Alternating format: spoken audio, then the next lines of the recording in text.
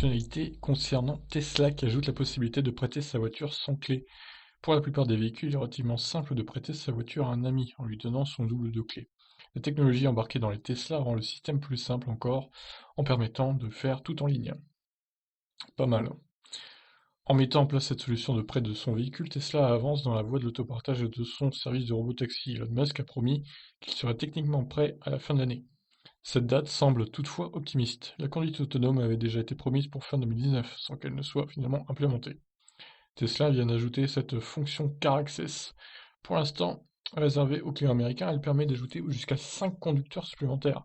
Cela leur offre un accès complet au véhicule, comme s'ils en étaient propriétaires à 2 exceptions près, l'assistance routière d'urgence qui vient dépanner le véhicule 24 heures sur 24 ou 7 jours sur 7, et l'achat d'options via l'application, comme l'amélioration de l'accélération des modèles 3 ou l'activation des sièges arrière chauffants.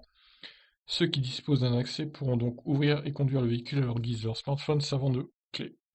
Évidemment, il est possible à tout instant de révoquer cet accès et donc mettre fin au prêt. Il suffit pour ajouter un conducteur de se connecter à un compte Tesla, de cliquer sur Gérer, puis dans la rubrique Car Access de saisir leur nom et leur adresse email.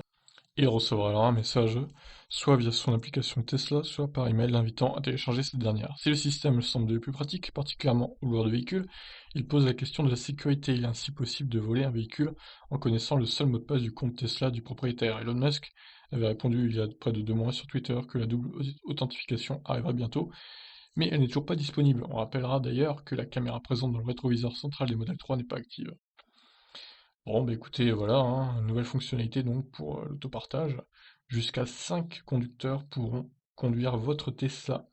Bon, pour l'instant, c'est réservé apparemment qu'aux États-Unis, donc je pense que ça arrivera en France un peu plus tard, mais ça arrivera bien un jour ou l'autre.